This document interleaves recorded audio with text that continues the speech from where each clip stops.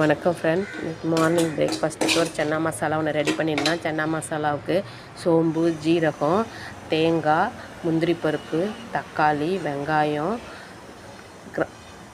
ஏலக்காய், கடல் பாசி, பட்டை எல்லாத்தையும் சேர்த்து நல்லா வதக்கி எடுத்துக்கிட்டு மிக்ஸி ஜாரில் நல்லா பேஸ்ட்டாட்டம் அரைச்சி எடுத்துக்கிட்டேன்.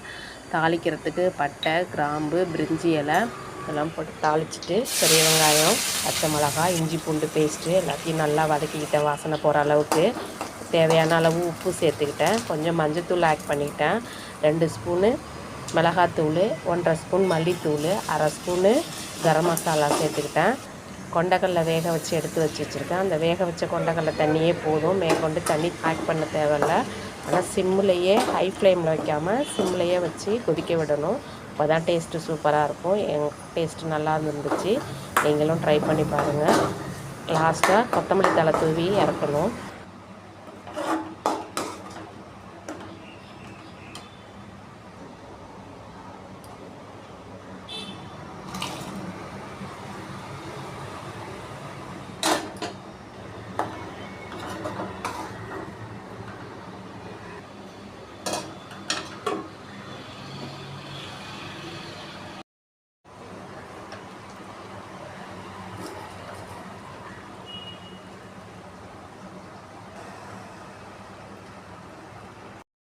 வாடிய மேனா மீனுக்கி